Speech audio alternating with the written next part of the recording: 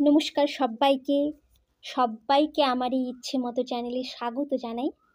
আজকে পঞ্চতন্ত্রের গল্প, শেয়াল ও ঢাকের গল্প।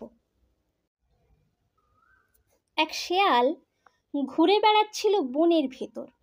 ঘুরতে ঘুরতে হঠাৎ এক জায়গায় এসে শুনতে পেল বিকট শব্দ। শব্দটা আসছে কাছাকাছি কোনো এক জায়গা থেকে।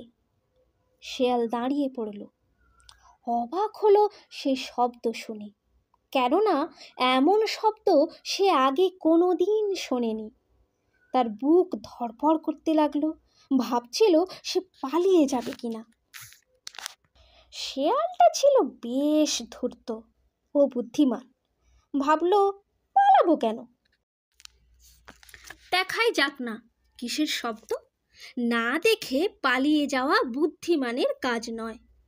শব্দটা কোথা থেকে আসছে তা খোঁজা যাক। ভাবনা মতো সে শব্দটার দিকে সন্তর্পণে এগোতে লাগলো। হাজির হয়ে দেখলো একটা ঢাক গাছের গায়ে ঝুলছে।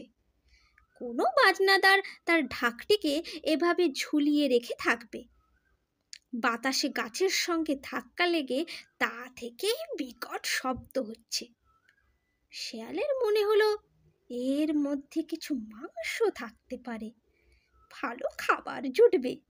ঘুরতে ঘুরতে খিদে পেয়েছে বেশ, তাই দাঁত বসালো তাতে।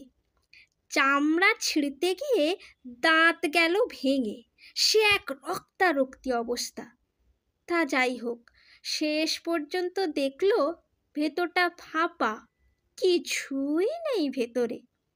খাবার না মিলুক, শব্দের সন্ধান তো মিলল। ভয় পেয়ে পালিয়ে গেলে কি শব্দের উৎস জানা যেত?